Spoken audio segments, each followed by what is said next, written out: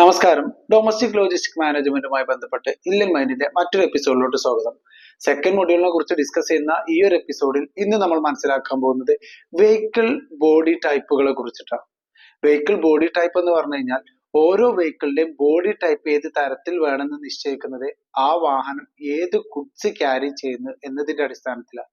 അതായത് പ്രത്യേകമായിട്ടുള്ള body type ആയിരിക്കും ചില പ്രത്യേക ഗുഡ്സുകൾ കൊണ്ടുപോകുന്ന വാഹനങ്ങൾക്ക്.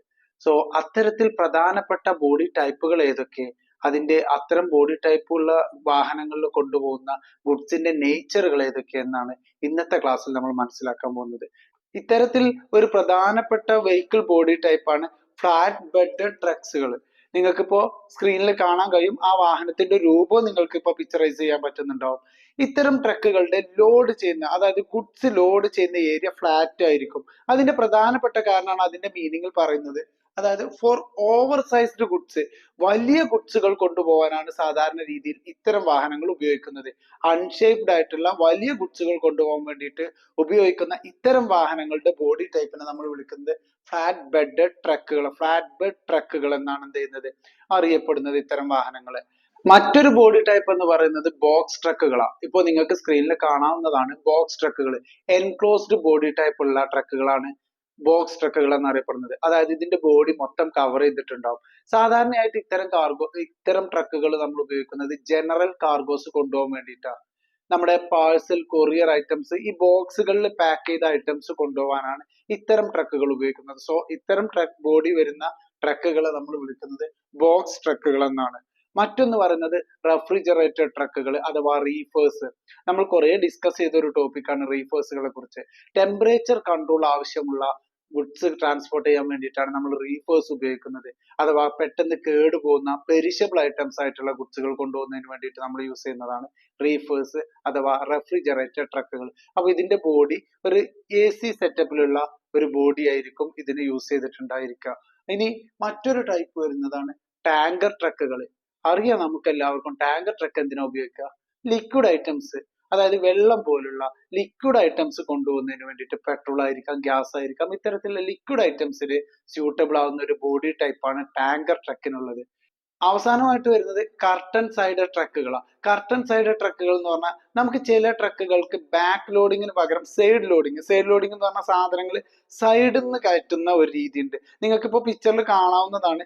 ഇതിലോട്ട് ലോഡ് ചെയ്യുന്നത് സൈഡിലൂടെ നമുക്ക് ലോഡ് ചെയ്യാൻ പറ്റും. അപ്പോൾ ഇത്തരത്തിലുള്ള ട്രക്കുകൾ, ബോഡി ടൈപ്പുള്ള ട്രക്കുകളെയാണ് നമ്മൾ കർട്ടൻ സൈഡ് ട്രക്കുകൾ എന്ന് പറയുന്നത്. അപ്പോ പ്രധാനമായിട്ടും വരുന്ന ബോഡി ടൈപ്പുകൾ ഈ പറഞ്ഞ 5 വിദ്യാർത്ഥികൾ ഓർത്തു വെക്കുക. അത് എക്സാമിന് ചോദിക്കാൻ ചാൻസ് ഉണ്ട്. ഇനി നമ്മൾ ഡിസ്കസ് ചെയ്യാൻ പോകുന്നത് ഇംപ്ലിക്കേഷൻ ഓഫ് വെഹിക്കിൾ സെലക്ഷൻ അഥവാ വെഹിക്കിൾ സെലക്ഷന്റെ പ്രാധാന്യം എന്താണെന്നുള്ളതാണ്. അതായത് നമ്മൾ ഒരു നല്ല വെഹിക്കിൾ തിരഞ്ഞെടുക്കണം എന്ന് പറയാനുള്ള റീസണുകൾ എന്തൊക്കെയെന്നുള്ളതാണ് ഇനി ഡിസ്കസ് ചെയ്യാൻ പോകുന്നത്. അതിൽ ഒന്നാമതായിട്ട് വരുന്നത് കോസ്റ്റ് എഫിഷ്യൻസി. അതിന്റെ മീനിങ് നോക്കിയാൽ നിങ്ങൾക്ക് മനസ്സിലാവും. Right vehicle reduce fuel and maintenance cost. ശരിയായ വെഹിക്കിൾ ആണ് നിങ്ങൾ യൂസ് ചെയ്യുന്നുണ്ടെങ്കിൽ നിങ്ങളുടെ ഫ്യൂവൽ എക്സ്പെൻസും അതേപോലെ തന്നെ മെയിൻ്റനൻസ് കോസ്റ്റും കുറഞ്ഞു വരുന്ന പറയുന്നത്. നമുക്കറിയാം ഒരു ലോജിസ്റ്റിക് ഓപ്പറേഷനിൽ അതിന്റെ കോസ്റ്റ് അനലൈസ് ചെയ്യുന്ന സമയത്ത് 40% കോസ്റ്റ് വരുന്നത് ഫ്യൂവൽ കൺസംഷനുമായിട്ട് ബന്ധപ്പെട്ട. അപ്പൊ നല്ലൊരു വാഹനമാണ് നിങ്ങൾ തിരഞ്ഞെടുക്കുന്നുണ്ടെങ്കിൽ അതിന്റെ ഫ്യൂവൽ എക്സ്പെൻസ് ഒരു പരിധി വരെ നിങ്ങൾക്ക് കൺട്രോൾ ചെയ്ത് കൊണ്ടുവരാൻ കഴിയും എന്നുള്ളതാണ്. നിലവിലൊരു വാഹനത്തിന് 5 കിലോമീറ്റർ ആണ് ലിറ്റർമ മൈലേജ് കിട്ടുന്നത് എങ്കിൽ നിങ്ങളുടെ വാഹനത്തിന് 6 7 കിട്ടിക്കഴിഞ്ഞാൽ തന്നെ നിങ്ങൾക്ക് നല്ലൊരു എമൗണ്ട് ഫ്യൂവൽ കോസ്റ്റിൽ ലാഭിക്കാൻ കഴിയും എന്നുള്ളതാണ്. അപ്പൊ വെഹിക്കിൾ സെലക്ഷൻ വളരെ പ്രാധാന്യമുണ്ട്. വെഹിക്കിൾ സെലക്ഷനിൽ ഒന്നാമത്തെ നല്ല വെഹിക്കിൾ തിരഞ്ഞെടുത്തു കഴിഞ്ഞാൽ നിങ്ങളുടെ ഫ്യൂവൽ കോസ്റ്റ് റെഡ്യൂസ് ചെയ്യാൻ കഴിയും, ഫ്യൂവൽ എക്സ്പെൻസും മെയിൻ്റനൻസ് എക്സ്പെൻസും റെഡ്യൂസ് ചെയ്യാൻ കഴിയും.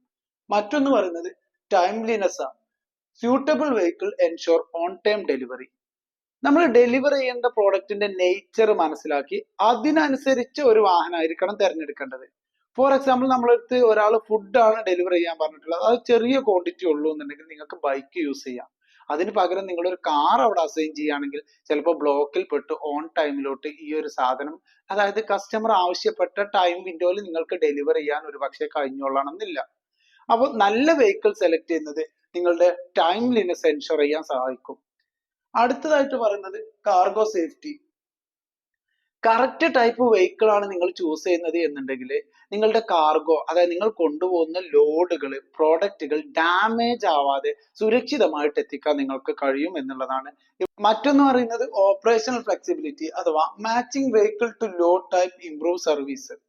നിങ്ങൾ നിങ്ങളുടെ ലോഡ് ടൈപ്പുമായിട്ട് മാച്ച് ആവുന്ന ഒരു വെഹിക്കിൾ ആണ് തിരഞ്ഞെടുത്തതെന്നുണ്ടെങ്കിൽ അത് നിങ്ങളുടെ സർവീസ് ഇംപ്രൂവ് ചെയ്യുമെന്നാ പറയുന്നത്. അതായത് നമ്മൾ നേരത്തെ പറഞ്ഞ പോലെ തന്നെ കാർഗോ സേഫ്റ്റി, ടൈംലിനെസ്, അതേപോലെ കോസ്റ്റ് എഫിഷ്യൻസി ഒക്കെ നമുക്ക് ലാഭിക്കാൻ കഴിയും, അതായത് നേടിയെടുക്കാൻ കഴിയും.